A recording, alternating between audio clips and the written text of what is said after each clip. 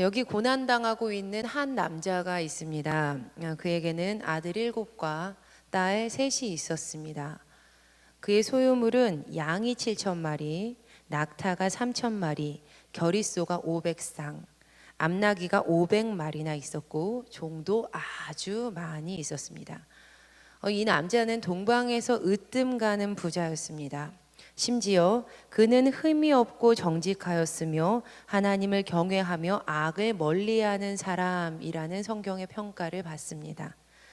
하지만 이렇게 살았던 그에게 하루아침에 배가 전복되듯이 모진 고난이 찾아옵니다. 도적대가 갑자기 들이닥쳐서 기르던 가축들을 빼앗고 종들을 칼로 쳐서 모두 죽입니다. 하늘에서 불이 떨어져서 양떼와 목동들을 불살라 버립니다. 이뿐이 아니라 자녀들이 함께 모여 포도주를 마시던 집에 강풍이 불어닥칩니다. 그로 인하여서 주저앉은 집 안에서 모든 자녀들이 생명을 잃습니다. 또 그의 몸은 발바닥부터 정수리까지 악성 종기가 났습니다. 그의 아내는 그에게 차라리 하나님을 저주하고 죽는 것이 낫겠습니다 라고 말을 합니다. 네, 그렇습니다. 이 사람의 이름은 욥입니다. 욥은 고난당하는 이들의 표본으로 혹자는 욥이 겪는 의로운 고난의 절정이 그리스도 예수의 십자가 사건의 예표이다라고 말하기도 합니다. 욥은 이렇게 의로운 가운데 큰 고난을 겪었고 심지어 그의 자녀를 잃었을 때에도 이렇게 하나님을 찬양했습니다. 잘 들어보시기 바랍니다. 모태에서 빈손으로 태어났으니 죽을 때에도 빈손으로 돌아갈 것입니다. 주신 분도 주님이시오 가져가신 분도 주님이시니 주님의 이름을 찬양할 뿐입니다. 욥은 이렇게 하나님을 찬양합니다. 그렇다면 욥은 고난의 고통을 못 느꼈던 사람이었던 것일까요? 그렇지 않습니다. 신실한 믿음을 가진 이들에게도 고난이라는 것이 얼마나 고통스러운 것인지 욥기 3장을 읽어보면 그의 입에서 터져 나오는 탄식이 있습니다. 그것을 계속 읽다 보면요 가슴이 참 먹먹해집니다. 제가 새번역 성경으로 욥기 3장에서 욥이 터져 나오는 그의 입에서 터져 나오는 탄식을 읽어드리겠습니다. 드디어 욥이 말문을 열고 자기 생일을 저주하면서 울부짖었다. 내가 태어나던 날이 차라리 사라져버렸더라면, 남자아이를 배웠다고 좋아하던 그 밤도 망해버렸더라면, 그날이 어둠에 덮여서 높은 곳에 계신 하나님께서도 그날을 기억하지 못하셨더라면, 아예 그날이 밝지도 않았더라면, 어둠과 사망의 그늘이 그날을 제 것이라 하여 검은 구름이 그날을 덮었더라면, 낮을 어둠으로 덮어서 그날을 공포 속에 몰아넣었더라면, 그 밤도 흑암에 사로잡혔더라면, 그 밤이 아예 날수와 달수에도 들지 않았더라면, 그 밤이 아무도 잉태하지 못하는 밤이었더라면, 아무도 기쁨의 소리를 낼 수 없는 밤이었더라면, 주문을 외워서 바다를 저주하는 자들이, 리워 야단도 길들일 수 있는 마력을 가진 자들이 그날을 저주하였더라면, 그 밤에는 새벽별들도 빛을 잃어서 날이 밝기를 기다려도 밝지를 않고 동트는 것을 볼 수도 없었더라면 좋았을 것을. 어머니의 태가 열리지 않아 내가 태어나지 않았어야 하는 건데, 그래서 이 고난을 겪지 않아야 하는 건데, 고난이라는 것은 참 이런 것 같습니다. 하지만요 욥의 삶은 이렇게 끝마쳐지지가 않죠. 우리가 이미 알고 있지만 하나님께서는 욥을 선대하셨습니다. 욥기 42장은요 욥이 계속 고난을 당하지 않았다라는 것을 우리에게 알려주고 있습니다. 하지만 여러분, 우리가 오늘부터 계속 살펴볼 구약 속의 다른 인물 예레미야는요 계속된 민족의 하락 곡선을 탔던 참으로 불행한 시대를 살았던 기구한 운명의 예언자였습니다. 욥이 심각하게 탄식을 하면서 결코 겪고 싶지 않은 것이 고난이다라고 이렇게 이야기했는데요, 예레미야는 눈을 감는 그 순간까지 인생 자체가 고난이었습니다. 물론 그가 겪었던 이 고난은 그의 죄악 때문에 겪었던 고난은 아닙니다.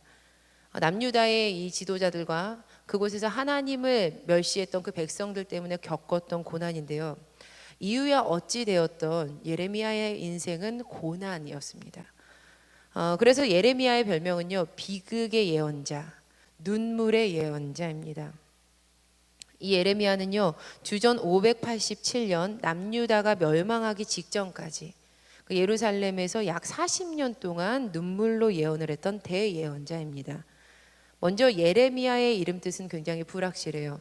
히브리어로요, 이르메야후인데요. 하나님께서, 그러니까 여호와께서 높이신다 또는 여호와께서 기초를 놓으신다인 듯하다라고 추정을 합니다. 그러니까 이름 뜻을 정확하게 잘 몰라요. 요즘 우리 현대에 와서요. 또 예레미야 16장 1절에서 4절까지 말씀을 읽어보면요, 하나님께서 예레미야에게 장가들어서 자녀 두는 것을 금하십니다. 그러니까 이로써 곧 남유다에 큰 재난이 닥친다라는 것을 상징적으로 암시하게 되는데요. 이처럼 예레미야에게 있어서는 개인의 삶에서도 많은 것들이 제한되었습니다. 매일 성경 그 예레미야서 들어가기 전 부분을 보시면 이 부분을 읽어보시면 참 좋습니다. 예레미야 어떻게 묵상할 것인가에서요, 구약학 차준희 교수님께서 예언자로 부름을 받았던 예레미야를요, 예언자 이사야랑 비교하면서 이렇게 설명을 하십니다. 여러분 잘 들어보세요. 예레미야보다 100여 년 전 앞서 활동했던 선배 예언자인 이사야가 예루살렘 성전에서 하나님의 천상회의 장면을 보고 간접적으로 소명을 체험했다면, 예레미야는 어머니의 태 속에 있을 때부터 하나님으로부터 지목당하여 부름받아 직접적으로 소명을 경험한다. 이건요, 예레미야 1장 5절 말씀인데요, 세번역 성경으로 보면 이렇게 되어 있습니다. 내가 너를 모태에서 짓기도 전에 너를 선택하고 내가 태어나기도 전에 너를 거룩하게 구별해서 뭇 민족에게 보낼 예언자로 세웠다. 제가 계속 읽어드릴게요. 이사야의 소명을, 그러니까 자발적 소명이며 지원병 소명이라고 한다면, 예레미야의 소명은 강압적 소명이며 차출병 소명이라고 할 수 있다. 예레미야식 소명 패턴은 하나님의 강권적인 부름이 있고, 5절 말씀이죠. 이어지는 말씀들인데요, 이에 대한 부름받은 자의 거절이 뒤에서 나오고 뒤이어 나오고, 6절 보면은 거절을 해요. 하나님의 설득과 하나님의 동행을 보증하는 약속으로 이루어진다. 그러니까 7절 보면은 하나님이 약속하시거든요. 그러니까 부르셨는데 거절했어요. 그러니까 설득하시고 약속하시는 거예요. 그러니까 여기에 이어서 하나님의 말씀 수여와 예언자가 선포할 메시지의 내용이 주어진다. 9절에서 10절까지 이어집니다. 이 말씀이. 예레미야는 어려서부터 유다와 이방 나라 전체를 상대해야 하는 열방의 선지자로 부름을 받는다. 이렇게 어려서부터 하나님의 부름을 받았던 예레미야는요, 므낫세 통치 말기에 아나돗이라는 예루살렘 북쪽의 한 작은 마을에서 출생했던 사람입니다. 제사장 계보의 귀족 출신이었습니다. 그런데 그가 이렇게 출생했을 당시 남유다는요, 엄청난 정치 변혁의 폭풍이 막 휘몰아치고 있었을 때였습니다. 예레미야가 그러니까 태어나자마자 그에게 있어서 기구한 시대 상황 속에서 그가 이렇게 태어나게 된 것이라는 거죠. 당시 초강대국이었던 아수르는요, 국력이 점차 쇠약해지면서 멸망의 길로 들어서고 있었습니다. 바로 이때 동방의 나라 바벨론이 새로운 강대국으로 떠오릅니다. 바벨론은 계속 북진해서 올라갔고요, 끝내 아수르의 영토였던 니느웨를 함락시킵니다. 여러분 니느웨 많이 들어보셨죠? 니느웨는요, 요나가 하나님의 심판을 외쳤던 곳입니다. 그러니까 니느웨 주위는 정방형의 성벽으로 이렇게 둘러싸여 있었는데 그 길이가 무려 10km가 넘었다고 합니다. 이처럼 니느웨는 아주 거대한 성읍이었는데요, 요나서 3장 3절 말씀을 보면 니느웨는 사흘 동안 걸을 만큼 하나님 앞에 큰 성읍이었다라고 말씀이 나옵니다. 그러니까 니느웨는 이 장정이었던 남자가 3일 동안 걸어야 할 만큼, 심지어요, 하나님 앞에 큰 성읍이었다라는 것을 우리가 알 수 있습니다. 하나님 앞에서도 큰 성읍이 니느웨였어요. 그런데 이렇게 대단했던 이 성읍이요, 주전 612년에 바벨론에게 함락되어 버리고 맙니다. 이어서 아수르는 이 바벨론에게 많은 영토 중에 그 많은 땅을 빼앗기게 되는데요, 주전 609년에는 아수르의 마지막 보루였던 이 하란이 점령을 당합니다. 이렇게 하란이 점령을 당하면서 아수르 제국이 역사 속에서 종말을 구하고 맙니다. 이제 세계의 패권이요, 바벨론에게 넘어갔어요. 그런데 이 바벨론은요, 그들 또한 아수르처럼 잔인하고 가혹하기가 그 아수르에 조금도 뒤떨어지지가 않았습니다. 이렇게 초강대국이었던 아수르가 바벨론에게 멸망당하고 있는 시간이 있을 무렵에 남왕국 유다는요, 악한 왕 므낫세의 통치 아래에 있었습니다. 이 므낫세는 선왕이었던 아버지 히스기야가 헐어놓았던 우상, 산당들을 다시 다 짓습니다. 그리고 이방 종교에서나 시행되고 있었던 굉장히 잔인한 인신 제사를 다시 허용하는 등 심각하게 하나님을 배신하고 있었습니다. 참 어리석은 일이죠. 왜냐하면 그동안 하나님의 백성, 그러니까 남쪽과 북쪽이 나뉘어져 있을 때도 이 이스라엘 전체를 다 포함해서 그들이 위기에 처했던 이유는 단순히 그들이 약소국이었기 때문이 아니었습니다. 그들이 약소국이었기 때문이 아니라 북쪽의 아수르와 또 바벨론, 남쪽에는 애굽이라는 그 강대국들 사이에서 중간에 있는 굉장히 전략적으로 중요한 자리를 차지하고 있었기 때문이 아니라 하나님의 가르침을 멸시하는 나라의 책임자들과 백성들 때문에, 하나님의 말씀을 듣지 않았기 때문이었습니다. 이에 므낫세의 아버지 히스기야 때에요, 북이스라엘이 아수르에 의해서 멸망을 당합니다. 그러니까 히스기야 때에 그 북쪽이 멸망하거든요. 그러니까 그걸 본 거예요. 그런데 그럼에도 불구하고 그들은 이 사실을 정확히 알고 있었음에도 불구하고 여전히 하나님께 돌아오지 않았습니다. 그러나 하나님께서는요, 더 오래 참으셨어요. 이렇게 악했던 왕 므낫세가 죽고요, 그의 아들 요시야가 남유다의 16대 왕으로 즉위하면서 남유다가 무언가 달라지는 것 같았습니다. 요시야가요, 아버지의 길이 아닌 할아버지 히스기야의 길을 따라서 걸었기 때문입니다. 요시야 때에 이 예루살렘 성전에서 율법책이 발견이 되거든요. 근데 이 요시야가 이를 근거로 해서 대대적인 우상 숭배 금지, 그리고 또 종교 개혁을 시작을 해요. 근데 그는 이 명맥이 끊어졌던 유월절을 다시 지켜서 행하게 했습니다. 그러니까 바로 이때 이 남유다의 16대 왕 요시야가 남유다를 다스린 지 13년이 되었을 때, 그때 예레미야가 남유다의 예언자로 부름을 받습니다. 그 후로 예레미야는요, 남유다의 5명의 왕의 통치를 경험하게 되는데요. 그 왕들의 순서는 다음과 같아요. 요시야, 여호아스, 여호야김, 여호야긴, 시드기야, 이렇게 5명의 왕을 경험을 하게 됩니다. 소명을 요시야 때에 받았는데 그 이후에 이어지는 그 5대의 왕 동안 계속 이제 사역을 하게 되는 거죠. 여러분, 선왕이었던 이 요시야가 장기 집권을 했으면 얼마나 좋았을까요? 그렇죠? 그랬으면 이제 나라가 계속 바뀌었을 거 아니에요. 하지만 이 바벨론에게 밀려서 멸망의 위기까지 몰렸던 이 아수르가요, 애굽에게 지원 요청을 해요. 와서 좀 도와달라고 이야기를 했어요. 그래서 이에 애굽 왕 느고가 군대를 이끌고 아수르를 돕고자 이렇게 북진해서 올라갑니다. 그러던 중에 무깃도에서 남왕국 유다의 왕 이 요시야를 만나게 되는 거예요. 그러니까 요시야가 아수르를 이렇게 도우러 가는 애굽 왕 느고를 이렇게 막아요. 그래서 거기서 싸움이 벌어지게 되는데 끝내 무깃도 전투에서 이 요시야가 전사하게 됩니다. 이 말씀은 열왕기하 23장 29절이랑요, 병행 구절인 역대하 35장 22절에서 24절에 나오는 말씀이에요. 근데 이 요시야의 죽음을 본 이 예레미야가 그를 위해서 얼마나 슬펐으면 애가를 써요.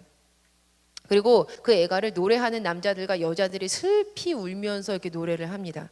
이처럼 이 남유다의 선왕이었던 요시야의 죽음으로 남왕국 유다는 이제는 걷잡을 수 없는 소용돌이 속으로 이제 빨려 들어가게 되는 거예요. 이후에 그 선왕이었던 요시야의 둘째 아들이었던 23살 23세의 여호아하스가 왕위에 오르게 되는데, 무깃도 전투에서 이제 애굽이 승리하잖아요. 그러니까 무깃도 전투에서 승리했던 이 애굽 왕 느고가요, 이 여호아하스가 고작 3개월 나라를 다스리는데 3개월 만에 그의 왕위를 폐해요. 그리고 남유다에 벌금을 매겨요. 돈 내놓으라는 거죠. 벌금을 어마무시하게 매기고 여호아하스를요, 애굽으로 끌고 가서 목숨을 빼앗아 버립니다. 살해해 버려요. 애굽 왕 느고가요, 살해했던 이 여호아하스의 형 엘리야김을요 이제 왕으로 세우는 거예요. 둘째를 먼저 왕으로 세웠다가 죽이고 그 모습 보여주고 형을 세워요. 그런데 사실 이 여호야김은요, 애굽에 의해서 개명됐던 이름이었습니다. 그의 실명은 엘리야김이에요. 엘리야김이라는 이름 뜻은 하나님께서 세우심입니다. 하지만 그가 통치하는 남유다는 세워지기는커녕 애굽의 위성 국가로 전락해 버립니다. 땅으로 이제 위신이 떨어져 버리는 거죠. 이렇게 왕이 되었던 여호야김은요, 하나님이 아닌 애굽의 눈치를 보기 시작합니다. 애굽의 많은 조공을 바치기 위해서 백성들에게 무거운 세금을 이제 부과했던 것이죠. 그런데 이렇게 남유다가 모르는 새에 나라 밖으로 외부적으로 도사리는 위험이 커지고 있었습니다. 바로 남유다가 애굽이랑 이렇게 가까워지면서 세계의 패권을 쥐었던 바벨론의 미움을 받게 되었던 것이에요. 그들은 이걸 몰랐어요. 하지만 결국엔 이것이 바벨론이 남왕국 유다를 침략하는 이유가 됩니다.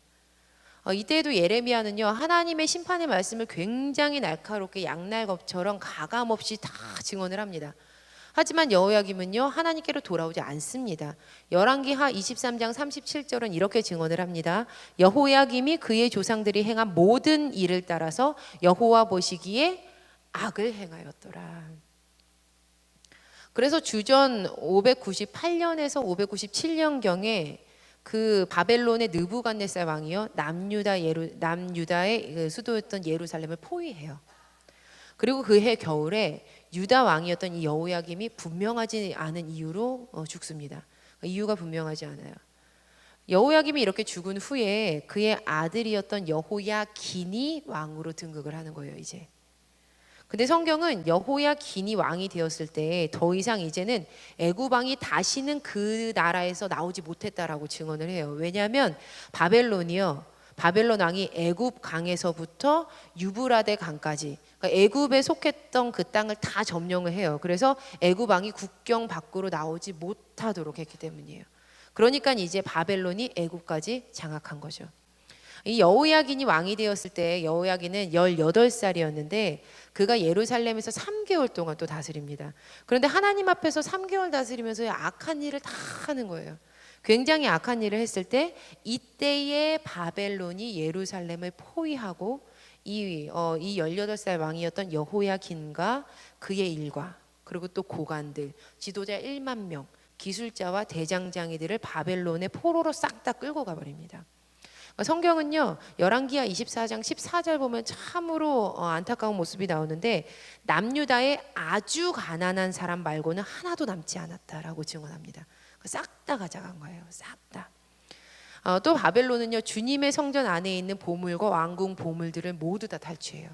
그러니까 하나님의 말씀대로 된 것이죠. 이게 바벨론의 남유다 1차 공격이었습니다. 바벨론의 느부갓네살 왕이요, 이 포로로 끌고 간 이후에 다시 남유다의 왕을 세우는데 선왕이었던 요시아의 다른 아들, 그러니까 포로로 끌려갔던 여호야긴의 삼촌인 시드기야를 왕위에 오르게 합니다. 그런데 이 어리석게도요, 시드기야가 하나님의 말씀이 있었음에도 불구하고 바벨론을 배신해 버려요. 나는 더 이상 바벨론을 섬기지 않겠습니다 하고 바벨론을 배신해 버리고 애굽이랑 다시 손을 잡고 가까워집니다. 그래서 1차 바벨론의 공격이 있은 지 10년 후인 주후 587년이 드디어 나왔어요. 587년에 느부갓네살이 다시 예루살렘을 침공을 합니다. 2차 침공이죠. 그리고 끝내 예루살렘 성과 이 성전을 다 파괴해 버립니다. 이것은요, 바벨론의 2차 공격인 동시에 남유다의 멸망 사건입니다. 주전 587년입니다. 남유다가 멸망당할 때 바벨론의 2차 공격이 있을 때요, 그러니까 솔로몬이 세운 성전은요, 완전히 파괴되었고 성전 안에 모든 기물이 이때 빼앗깁니다. 싹 다 가져가요. 우리가 이미 묵상했던 예레미야 애가 있죠. 예레미야 애가. 이 예레미야 애가는요, 바벨론 느부갓네살 왕에게 남유다가 멸망당하고 또 이 성전이 다 파괴되는 것을 보면서 슬퍼하고 애곡했던 시 5개를 모아놨던 그 성경입니다. 그런데 이 예레미야 애가를 보면 당시에 이 남유다가 멸망당했을 때 얼마나 그 상황이 끔찍했는지를 우리가 알 수 있습니다. 우리가 예레미야 애가에서 알 수 있는 것들은 노인과 젊은이가 모두가 다 길바닥에 엎드러져 버렸다라는 것, 또 그리고 또 가지고 있었던 모든 것들이 다 탈취되었다라는 것, 그리고 또 심지어 부모가 배가 고파서 자녀를 이렇게 잡아먹기까지도 했고, 아무도 그 크나큰 진노에서 모두가 다 이제 벗어날 수 없었다라는 것을 우리가 알 수 있습니다. 우리 어린 친구들이 있어가지고 제가 이거를 조금 이렇게 그렇게 좀 말하기가 좀 그랬는데요. 하여튼 이 정도로 이제 심각한 상황이었던 거죠. 근데 남유다의 마지막 왕이었던 이 시드기야의 종말 또한 굉장히 처참한데요. 바벨론은 그가 보는 앞에서 그의 아들들을 처형을 합니다. 그리고 시드기야의 볼 수 있었던 이 두 눈을 없애고 쇠사슬을 묶어서 이제 바벨론으로 끌고 가는 거예요. 그가 세상에서 볼 수 있었던 마지막 장면은 사랑하는 아들들의 죽음이었어요. 그러니까 그가 보고 이제 기억에 남았던 장면은 그 마지막 장면이었던 거죠. 예레미야는 이렇게 돌아가는 시대 상황 속에서 하나님의 심판의 말씀을 끊임없이 외쳐야만 했던 사람이었습니다. 우리나라는 곧 망합니다. 우리가 하나님께 예배드렸던 성전은 회파됩니다. 그러니까 바벨론에게 항복하시기 바랍니다. 분명 사람들은요, 이렇게 나라가 망할 것이라고 외치는 동족의 모습이 그렇게 탐탁지는 않았을 겁니다. 또 마치 나라 팔아먹을 사람처럼 바벨론에게 항복해라 라고 외치는 이 예레미야가 얼마나 그 눈의 가시처럼 보였겠습니까? 그러니까 예레미야는 한평생 외로웠겠죠. 그리고 그는 끝내 하나님께로 돌아오지 않았던 이 민족의 멸망을 두 눈으로 똑똑히 보아야만 했습니다. 예레미야에게는 이것이 굉장히 괴로운 고난이었을 겁니다. 여러분, 만약에 부모가 자녀가 멸망할 것을 분명히 알고 돌아오라고 계속 외쳤는데 끝내 그 말을 듣지 않아서 그 길로 가서 그 끝을 맞이하게 됐다면 그것을 본 부모의 마음이 어떠할까요? 세상 그런 고난은 없겠죠. 물론 이 예레미야가 겪었던 고난은 자신의 죄악 때문은 아니었습니다. 고난의 주범은 하나님을 떠난 민족 지도자들과 또 백성들이었죠. 그는 하나님의 일을 했던 사람이었습니다. 하지만 이유야 어찌 되었건 간에 예레미야는 자신의 인생이 이렇게 고난 가운데 그리고 또 그 고난을 선포하는 그렇게 사용되기를 바라지 않았습니다. 그는 자신의 인생을 이렇게 사용하시고자 하는 하나님 앞에서 전적으로 고사합니다. 그가 하나님의 예언자로 부름을 받을 때 이렇게 이야기해요. 저는 말을 잘 할 줄 모르고 아직 너무 어립니다. 이렇게 하나님께 말씀드립니다. 하지만 하나님께서는 굉장히 강권적으로 그를 선택하셨고 내가 너를 성별했다라고 선언을 하셨죠. 그리고 끝내 그를 통하여 하나님의 뜻을 이루셨습니다. 우리가 오늘 읽었던 이 예레미야 23장은요, 남유다의 마지막 왕 시드기야 때의 이야기입니다. 이번 달에 우리가 묵상하는 예레미야서는요 21장부터 32장까지예요. 21장부터 32장까지인데 그 이번 달에 묵상하는 이 장수의 시대는 다음과 같습니다. 장이 이렇게 순서와 시대의 흐름과는 동일하지가 않아요. 21장에서 24장까지가 시드기야 시대고요. 25에서 26장이 여호야김 시대입니다. 그러니까 그 이전 시대가 이제 중간에 삽입된 거예요. 그리고 또 다시 27장에서 29장이 시드기야 시대의 이야기입니다. 30장에서 31장은 시대가 좀 불투명한데 위로의 소책자예요. 위로의 소책자. 그리고 32장은 시드기야 시대입니다. 이걸로 32장으로 예레미야가 끝나지는 않습니다. 52장까지 있어요. 11월 달에 계속 이어서 이 예레미야를 묵상을 할 건데요. 우리가 묵상하는 장의 대부분이 이번 달에 묵상하는 장의 대부분이 시드기야 시대입니다. 근데 시드기야 시대라는 것은 남유다가 멸망하는 마지막 때의 이야기라는 거죠. 예레미야는 남유다가 멸망하는 그때까지 이 시대에까지 끝까지 민족의 죄악을 고발을 하는데요. 심지어 그는 민족에게 생명의 길과 사망의 길이 있는데 이 성읍은 죽음으로 멸망할 것이다 라고 선언을 딱 해버립니다. 또한 예레미야 22장 30절 말씀을 보면은 정말 끝이구나 라는 예언을 하는데요. 그의 자손 중 형통하여 다윗의 왕위에 앉아 유다를 다스릴 사람이 다시는 없을 것임이라 하시니라. 다윗 안과가 끊어졌다라고 이야기까지 해버리는 겁니다. 이 일은요, 이 말들은, 이 예언은 온전한 죽음의 멸망이고 끝이다라고 예언하는 것 같습니다. 여러분, 여기서 잠깐 우리의 삶을 좀 조명해 보았으면 좋겠습니다. 우리의 삶 또한 녹록치만은 않죠. 제가 요즘에 이렇게 성도님들을 계속 이렇게 만나 뵙게 되면서 참 마음이 아파요. 어떤 분은요, 몸이 너무 아픕니다. 몸이 아프세요. 어떤 분은요, 관계가 너무 힘들어요. 어떤 분은 돈 때문에 괴로워요. 어떤 분은 사업이, 직장이 참 어려워요. 어떤 분은 자녀가 내 마음대로 안 됩니다. 네, 우리 모두는요, 기도 제목이라는 것을 가지고 있습니다. 단지 그 기도 제목이 누군가에게 드러났는가? 아니면 아직 드러나지 않았는가의 차이만 있을 뿐이지, 우리의 인생에는 모두 고난이라고 불릴 수 있는 삶의 무거운 부분들이 다 있습니다. 그런데 사실 우리는 우리의 삶에서 이렇게 무거운 고난이라는 것이 수면 위로 올라올 때마다, 예레미야서처럼 성경 속에서 하나님께서 심판하시는 내용이 발견될 때마다 그의 자녀들에게 허락된 고난의 이야기 앞에서 거부감이 느껴집니다. 어떻게 사랑의 하나님께서, 사랑이 많으시다는 분이 하나님의 자녀에게 이렇게까지 하실까? 자, 하지만 여러분, 하나님께서 잘못하고 계시는 걸까요? 하나님께서 실수하시는 것일까요? 답부터 말씀드리자면 아닙니다. 여러분, 성경을 잘 읽어보면요, 성경에서 하나님께서 축복하실 때 명확하게 이유를 다 들어서 축복하지 않으세요. 그냥 아브라함이 그를 믿으니 하나님이 축복하셨대요. 하나님께로 돌아오니까 그래 다 내가 축복할게, 축복하신대요. 천대까지, 자손 천대까지, 만대까지 축복하신대요. 그런데 여러분, 성경에서 하나님께서 혼내실 때, 하나님께서 꾸짖으실 때, 하나님께서 돌아오시라고 말씀하실 때는 굉장히 구체적으로 이유들을 다 설명해 주십니다. 구약의 39권 중에요, 무려 17권이 선지서예요. 예언서예요, 예언서. 그 예언자들이 예언하고 선지자들이 쓰는 그 선지서가 어떤 내용입니까? 이거 잘못했으니 하나님께 돌아오라는 내용 아닌가요?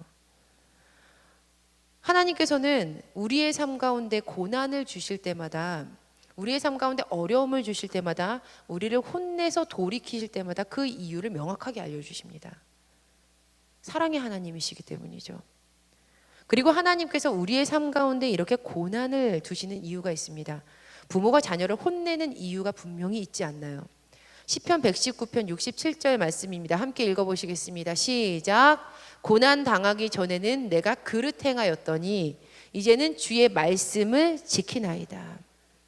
고난은 하나님의 말씀을 지키는 자리로 우리를 이끕니다.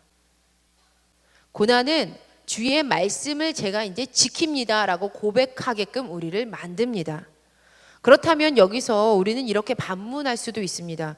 그렇다면 하나님, 고난에도 종류가 있지 않습니까?